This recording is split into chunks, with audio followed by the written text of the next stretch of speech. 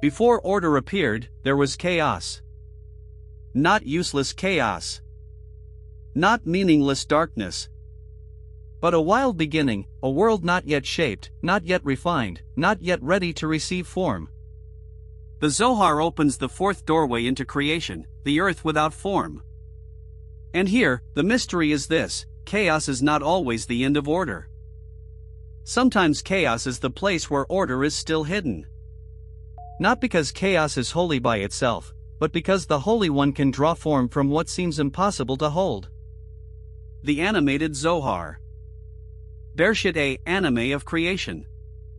Episode 4, When Chaos Became Order. The seeker looked beyond the singing letters. In the last vision, he had seen sound become form. Letters, vowels, and melody moved through the firmament like living sparks. But below that brightness, another world began to appear. It was dark, restless, unsteady.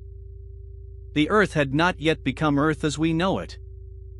It had no clear shape, no settled color, no garment of form. The seeker asked the sage, "Is this failure?" The sage answered, "No. This is the beginning before the beginning can be recognized." The vision descended. The seeker saw waters turning upon themselves. Coldness formed inside them like snow hidden in the deep. Then fire came. Not ordinary fire, but a fierce power of refinement. The waters trembled. The snow dissolved. Something raw and heavy emerged, a residue, a hidden mixture, a substance without clear shape. The seeker felt disturbed. He wanted creation to begin cleanly, with beauty already finished. But the vision refused to flatter him. The sage said, "Do not turn away. Before the world receives order, the hidden mixture must first be revealed." The seeker watched the raw substance gather. It was not beautiful yet. But it was not meaningless. It was the material from which order would eventually be drawn. Then darkness covered the formlessness. But this darkness was not simple absence. It moved like fire. Black fire, heavy and unchanging. Red fire, strong and visible. Green fire, firm and shaping. White fire, the root of all colors. The seeker stepped back. "How can darkness be fire?" he asked. The sage said, "Because some darkness does not merely hide. It consumes what cannot remain. It burns away confusion. Until what is false can no longer pretend to be form." The darkness pressed upon the formlessness. It did not destroy creation. It exposed what had to be refined. Then a wind moved over the waters. Gentle at first. Then deep, holy, and alive. The surface of the waters began to change. Layer after layer, the wind lifted away what was coarse. Again and again, the waters were refined. The seeker saw the chaos becoming thinner, clearer, more transparent. The sage said, "This is the secret of purification." Spirit does not always remove chaos in one moment. Sometimes it passes over the waters again and again, until the hidden order can breathe. The wind moved. The waters listened.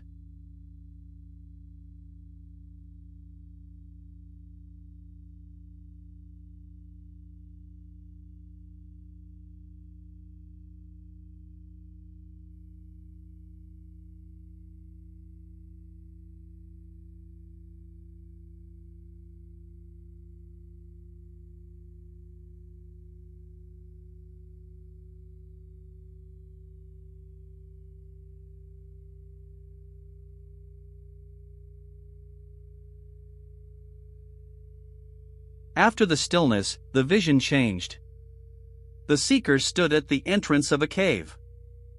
A great wind rushed past him, strong enough to break mountains. Then came a trembling noise, like the earth itself crying out. Then fire. The seekers searched each one for the deepest presence. But the sage said, "Keep listening. After the wind, after the noise, after the fire, there came a voice so thin, so quiet, that it could almost be missed. Not loud. Not forceful. Not dramatic. A still small voice." The seeker lowered his head. He understood, the deepest order is not always found in the strongest force. Sometimes it is found in the quiet that remains after the storm. The vision returned to the beginning. The sage pointed toward the formless earth. "This is called formlessness," he said. "It has no stable color, no settled image, no garment that can hold it." The seeker looked carefully. The more he tried to grasp its shape, the more the shape disappeared. Then another mystery appeared. Inside the engraving of formlessness, stones began to emerge. They were hidden in the deep, suspended between water and air. The sage said, "This is void. Not empty nothingness, but the beginning of shape. The first sign that form can be drawn from what had no form." The stones rose slowly. As they rose, they carried benefit, like light looking for a garment. Then the seeker saw 4 phases around the forming world. Formlessness, void, darkness, wind. Each one seemed wild, but none was abandoned. Upon formlessness rested a name of boundary and strength. Upon void rested a name of hosts and order. Upon darkness rested a name of judgment and concealment. Upon wind rested the 4-letter name, the breath of mercy and becoming. The sage said, "Even chaos is not outside this sacred order. Even what seems unfinished is held. Even the storm has a limit.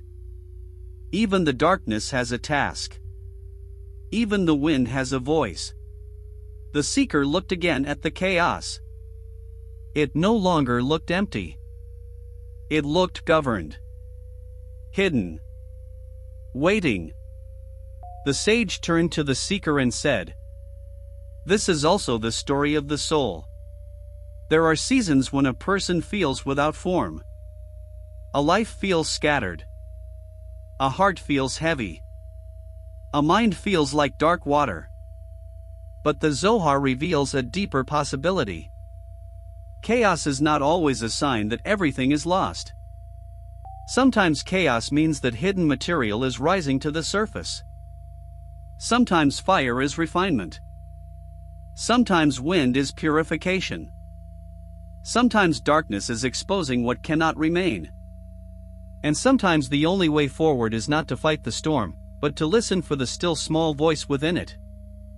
The question is not only, why is there chaos? The deeper question is, what order is being born from this? The formless earth grew quiet. The waters settled. The wind hovered. The stones shone beneath the deep. The seeker stood beside the sage, watching chaos become ready. The sage said, "First, the hidden mixture is revealed. Then it is refined. Then it is given measure. Only then can light appear." A silence opened across the waters. Then, far above the dark earth, a brightness began to gather. The seeker whispered, "What comes next?" The sage looked toward the rising glow. "Now," he said, "the world is ready to hear, let there be light." Next episode, and there was light.